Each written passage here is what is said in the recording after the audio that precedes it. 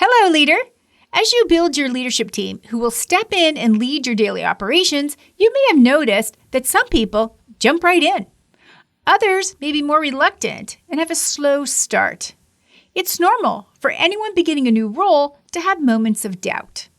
You can help them by making it okay to talk about their concerns and offer encouragement and reminders about why you selected them in the first place. Today, let's dive into some super common stories that new leaders let run around in their heads far too often and for far too long. These false beliefs will only get in the way of them taking on their new responsibilities with confidence and keep them relying on you, or worse yet, not stepping into their leadership roles at all. So let's disrupt their thoughts, and I want to recommend that you share this episode with your leaders, even the experienced ones. Maybe even use it as part of one of your leadership team meetings. After all, it's normal to have times when doubt creeps in, especially when things get tough. Welcome to the Stacking Your Team podcast. This podcast is for anyone looking to strengthen their leadership skills and build a high-performing team. I'm your host, Shelli Warren. Leading people can be tough, but it's a skill we can all continue to develop. You already know that whether your workplace is big or small, people are your greatest asset and often your largest expense. That's why you take your role seriously and want to keep growing as a leader. You'll find that each episode is designed to provide practical solutions that you can apply immediately. So let's dive into today's episode with a couple of quick reminders. No one escapes team troubles, including me, and the team that got you here may not be the team that will get you there. All right, let's get into it. Here's the first common story that I hear from my team leader clients. They wrestle with this because they've stepped up into a new role where they're being responsible for other people. Here's the story they tell themselves. I need to have all the answers. So why does this matter? Well, it's harmful because it creates unnecessary pressure. It hinders their collaboration with others, and it prevents leaders from delegating effectively. Now, the truth is that great leaders ask great questions and leverage their team's strengths. So how can someone who feels like they need to have all the answers start thinking differently? Well, it starts with you encouraging them to focus on staying curious to learn more about what the team is struggling with, really listening to them, and showing their team how much power they have when everyone works together. When leaders become more comfortable asking for feedback, asking people to chime in with suggestions, and deferring to others who know more about a certain topic or skill area, they're demonstrating to everyone that they are confident, open-minded, and committed to the success of the team over their own ego. Here's another common story that I hear from my team leader clients. Now, they struggle with this because they're taking their new role seriously. And here's the story they tell themselves. If I work harder, I'll be a better leader. Oh my goodness. So why does this matter? Well, it's harmful because it leads to burnout and it sets an unsustainable example for the team. After all, leaders set the tone for your workplace culture. And the truth is, leadership is about working smarter, not harder. Success comes from leaders knowing how to use strategic thinking, how to prioritize work, and for not trying to live up to the ridiculous idea that no one will ever outwork me. So how can someone who feels that in order to be a better leader, they need to work harder, start thinking differently? You can help change their thinking by coaching your leaders or to bring someone in who can train them on how to be more effective with their time, their calendar, how to delegate to others, and let's not forget how to set up and then hold boundaries so they're reducing distractions and interruptions. Let's face it, they've got their core duties to accomplish every day, and they have a team of people they need to set daily direction for, including hosting one-to-ones and setting each of them up for success. It's a lot to do. So building time management skills and learning how to set priorities will go far in how they feel about what they're accomplishing every day. Isn't it time you got the help you need so you can see your team improve? Watch your calendar get freed up and watch how adding a few simple structures into how you run your team will spill positive results right over across your whole business. It's tough being a leader, but it can be easier when you put yourself first. Ask for help, get that quality help, and then apply what you've learned. I'm here to help you build a leadership team that will run your operations without you. Just think about how much time you'd get back, how much more energy you'd have to focus on other important things, including your family and friends, when you're not so tightly tethered to your day-to-day workplace. We're gearing up to welcome new members into the Leadership Lab for January and to have a few spots available for private one-to-one coaching too. And don't forget, your team gets training and coaching too. Apply today directly from the website or the link in the show notes. I can't wait to meet you and get you set for an incredible experience in the new year that will undoubtedly impact your life and most definitely your team. Here's another common story I hear from my team leader clients. They struggle with this one too.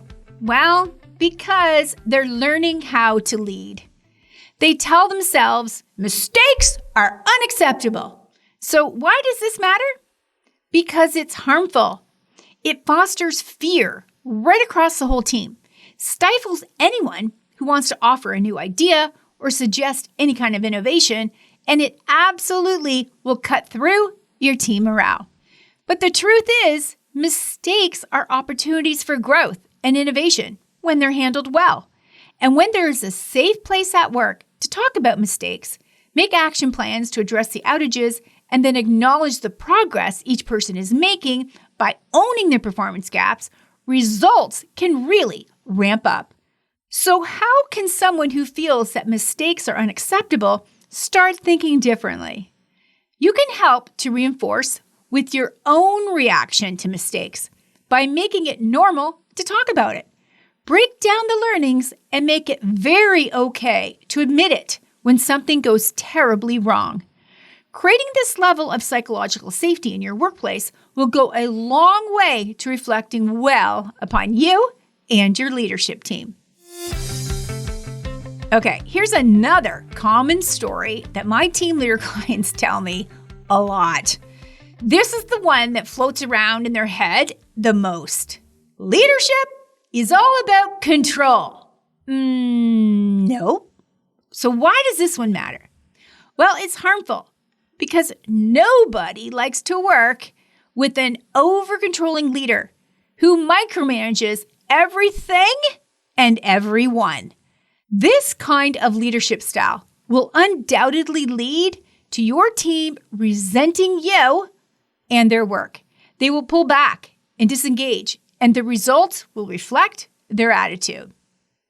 The truth is, leadership is about influence, inspiration, and trust. After all, leadership teams are formed so that the business owner can let go of control and step back from the operations. It was likely uncomfortable for them. Maybe it still is. But if they continue to try and hang on to all of the control, you're likely feeling exactly what you don't want your extended team to feel about you and your leadership style. So how can someone who feels that leadership is all about control start to think differently? Let's encourage them and even practice words and phrases and reactions to daily work life and team leading life to build trust by being transparent about standards, expectations, feedback, and of course, helping them get good at coaching their team through difficult conversations when things are not going so well. And of course, everyone likes to work with a leader who celebrates the wins. So let's recap those common stories that my team leader clients struggle with as they step into being new members of a leadership team. Here they are. I need to have all the answers. No, you don't. It is true that you have a significant amount of skills and expertise within a key area of the business. That's why you are in a leadership role. However, there is no way that business owner expects you to know absolutely everything. You do need to know who your resources are, become self-sufficient in finding answers, and showcase the skills of your team members every chance you get. Here was the next story. If I work harder, I'll be a better leader. No, you won't. You'll actually be setting an expectation that being a workaholic and teetering on the edge of burnout is what the CEO wants. They don't. What they want is for everyone to be as productive as possible and develop work processes and systems that ensure the team is agile and ready for what's coming around the corner. They want the team to feel energized at work, not dragged out. Learning how to be more effective and role modeling that for your team will go a long way in creating your team culture and creating a workplace where people want to belong to and stay. Here's another story they tell themselves. Mistakes are unacceptable. That's not true either. So yeah, there are some mistakes that are more serious than others, and you and your leadership team will take the appropriate steps to deal with those. But normal errors, missteps, forgetfulness, or poor outcomes due to lack of planning or lack of attention to details can all become teachable moments for everyone. And I'm a big fan of having accountability tools built into your team leadership structure. It makes all the difference when you're trying to turn someone's performance around. And here's the most common story that leadership team members will tell themselves. Leadership is all about control. Oh my gosh, please. No one wants to work with a control freak. Smothering people, treating people like infants, and downright disrespecting people's intelligence and capabilities are a sure way to have your team alienate themselves from you. Put up a wall of protection, start dusting off their LinkedIn profile, and beginning a new job search. So as I send you off today, I want to encourage you to use this episode as a training tool for your leadership team. Use it to kickstart a conversation about what other false beliefs that bubble up for them. No judgment, just straight up transparency and a willingness to listen, understand, and collectively work through these situations so that each member of your leadership team can thrive in their roles, instead of showing up as that reluctant leader who will never gain the respect and trust from their extended team. And hey, did you find today's episode helpful? If you did, share it with a friend. Take us on Instagram, where we're at Stacking Your Team, or leave us a 5-star rating on Apple Podcast. Did you know that we have resources available for you on our website? Get on over there and check them out. You know, everything we do at Stacking Your Team is designed to help you strengthen your leadership skills and build a high-performing team. Take care, and I'll see you on our next episode.